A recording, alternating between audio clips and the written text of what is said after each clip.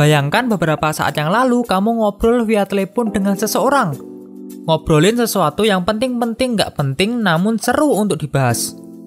Pada suatu momen pembicaraan, kamu merasa suatu perasaan di mana kamu merasa sudah pernah menjalani peristiwa ini sebelumnya dengan topik pembicaraan yang sama dan dengan orang yang sama. Perasaan ini bernama déjà vu yang dalam bahasa Prancis artinya pernah melihat. Pernah merasakan hal ini? Lalu mengapa bisa terjadi déjà vu? Menurut teori psikologi, déjà vu berhubungan dengan recognition memory yang artinya sebuah jenis memori yang menyebabkan kita menyadari bahwa apa yang kita alami sekarang sebenarnya sudah pernah kita alami sebelumnya. Otak kita bekerja di antara dua jenis recognition memory, yaitu recollection dan familiarity. Kita menyebut sebuah ingatan sebagai recollection atau pengumpulan kembali jika kita bisa menyebutkan dengan tepat seketika itu juga kapan situasi yang kita alami pernah muncul sebelumnya. Contoh nih, kita bisa mengenali seseorang di dalam foto atau kita benar-benar mengenali di mana kita berada. Sedangkan ingatan yang disebut familiarity muncul ketika kita tidak bisa menyebut dengan pasti kapan kita melihat orang tersebut. Tentu kita semua pernah mengalami ini, terutama ketika merasa pernah berada di suatu tempat namun tidak ingat kapan itu terjadi. Dan contoh dari familiarity adalah déjà vu.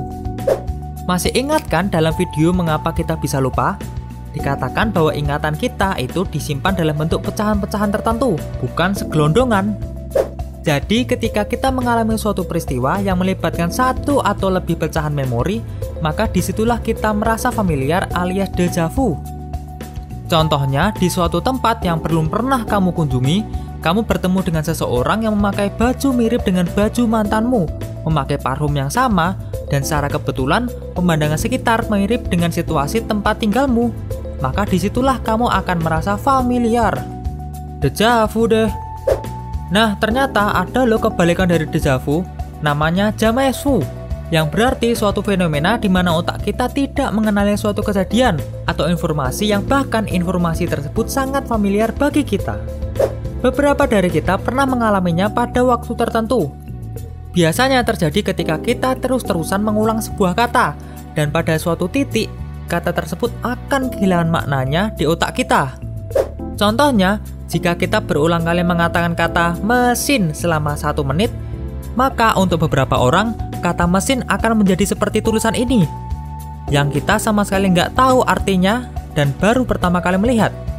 Ngomong-ngomong, ini tulisan mesin namun dalam aksara Jawa. Peneliti percaya bahwa jamais vu disebabkan karena penggunaan neuron yang bersangkutan secara terus-menerus, yang kemudian membuat neuron tersebut menjadi terhambat. Pernah nggak nih mengalami salah satu atau kedua hal tersebut? Ceritakan pengalamanmu di kolom komentar.